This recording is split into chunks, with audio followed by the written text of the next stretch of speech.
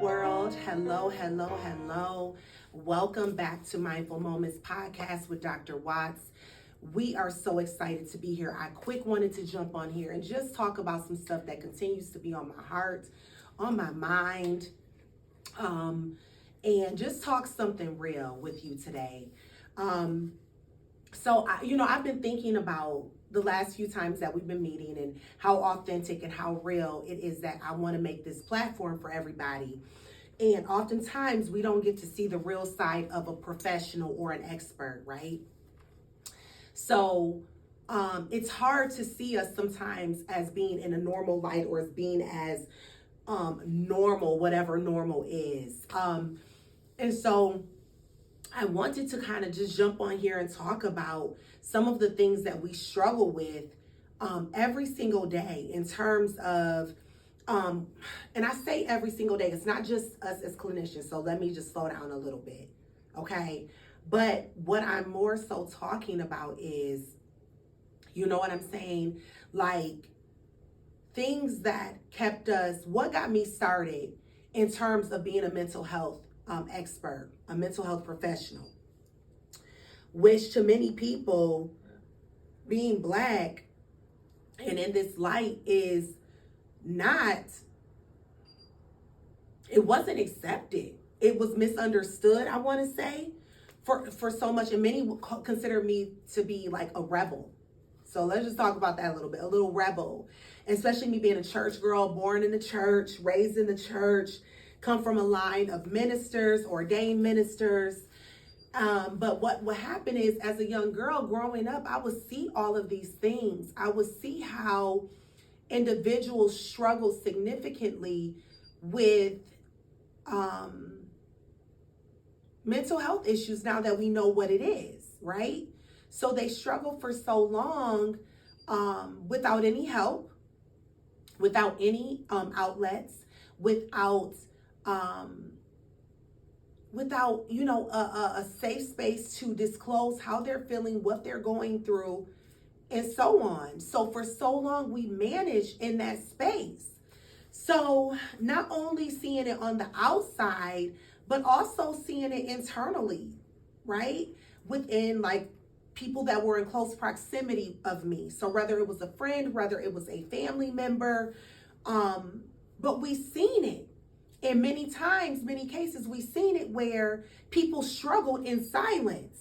They struggled in silence because they were afraid to have the conversation to say, you know what, something beyond me just not being right, which is a stigma word. You know how you hear people say, you know what, don't go over there because they're off, or don't talk to so-and-so and so-and-so because they're just a little different, right? Those stigma words. No, maybe that person was struggling with post-traumatic stress disorder or PTSD.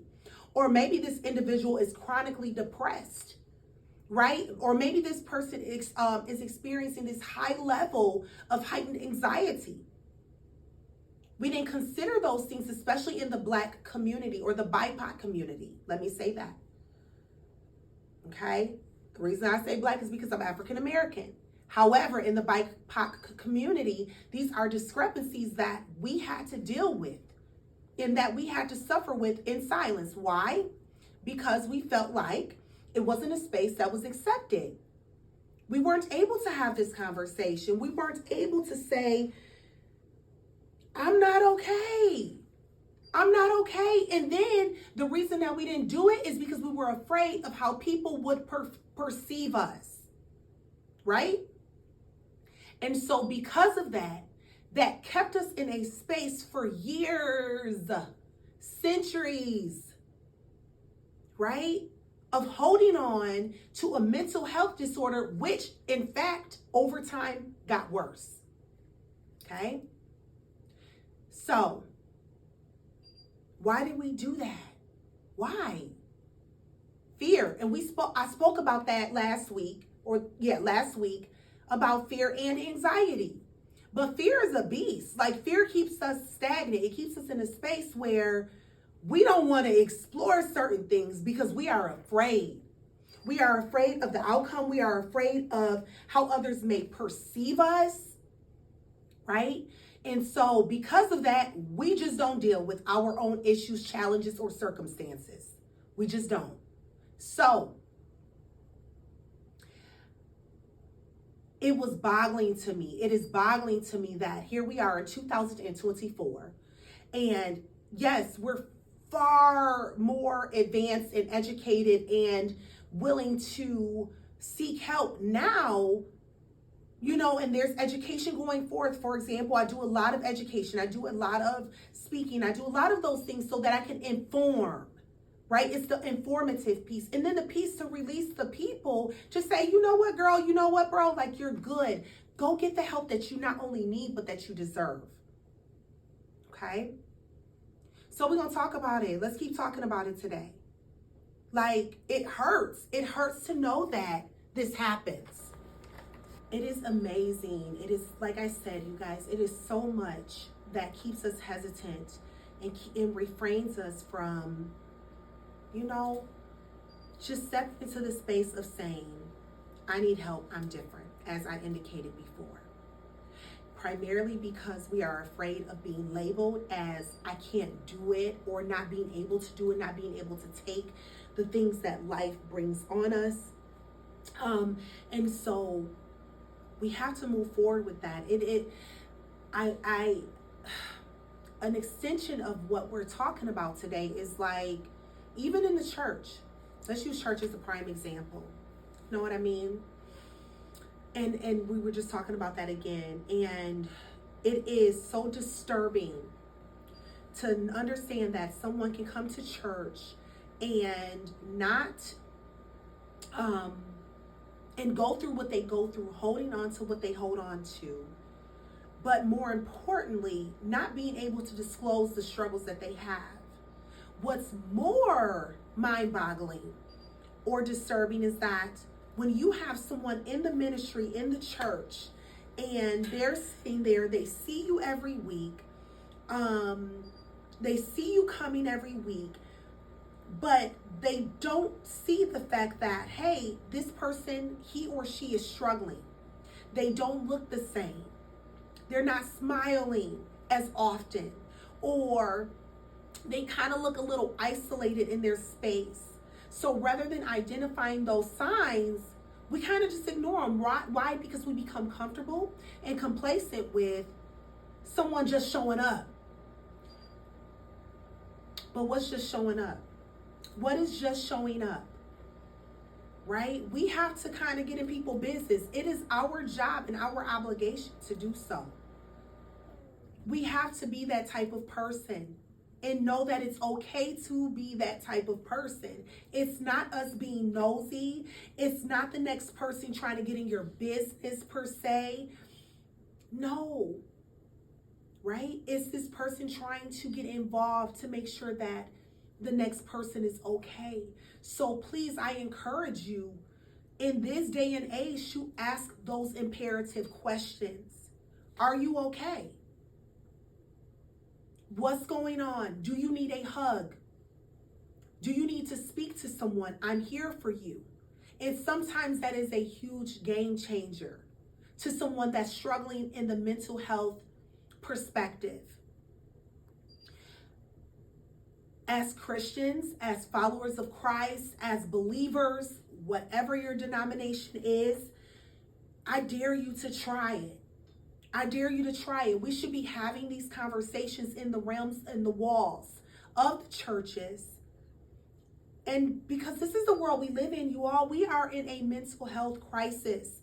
And those sitting right next to you are struggling. We have to talk about it. People go to the church for guidance. They go to the church for direction. They go to the church for answers.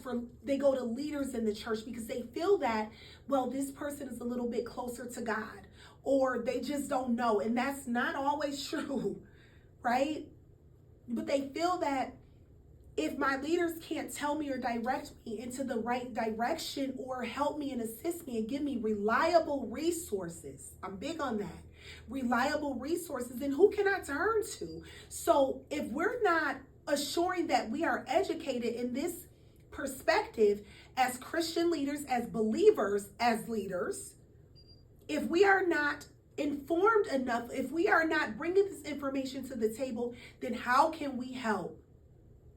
First of all, guide them to the source, which is God, and then being able to connect them to reliable resources, which are people that are experts, which are people that can help them in society, such as what, and I've said this so many times, your therapist, your social workers, your counselors, your mentors, but people who are passionate, people who are informed enough to be able to give reliable information that is going to be impactful to the individual who struggles. It is our obligation to do that as leaders. So the discussion today is just like, kind of highlighting these things because we have to do better. Like, we have to do better. We have to do better. We have to do better. I can't say it enough. I'm one person, right? I'm going to do my part.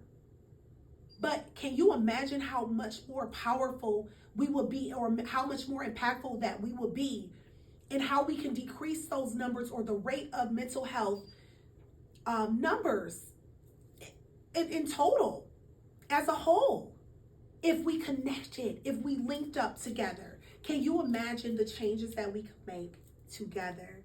So today, I just want you to be encouraged in the sense of knowing that A, you're not alone, knowing that B, it doesn't matter that you're of the BIPOC community, knowing that C, it does not matter if you are within the church, you are not alone, okay? You are not alone. You have struggles, and there is help for you. There are help lines. There is such as 988 for crisis line. If you need any help in an emergent situation, if you are in a crisis, please call that number. Please call it and use it. Someone will be assigned to help you. Okay? If you don't feel comfortable doing that, finding a reliable person that will help you and be effective to you. But not just a friend that's dismissing your concerns, that's dismissing what you're saying, whether you are younger or older. Find someone reliable, like your circle of influence is what I like to talk about a lot. Okay? Who is within your circle of influence? Who is there to help you? It's important to identify these things, especially if you are struggling in silence. You don't have to do that anymore. My number is all over the web. It is my email. If it is not me that can help you or that you feel comfortable with, let me connect you to someone who can. Let me connect you to someone who can. Okay? My heart and my soul really is with you. And I really pray and hope that you find comfort in this message, and find comfort in the sense that, or in this podcast show episode, find comfort that, you know what, it's not just me, because it's not just you. It's not just you who struggles in this sense, but it's our obligation to help and assist you. I love all of you. I'll be back the next time.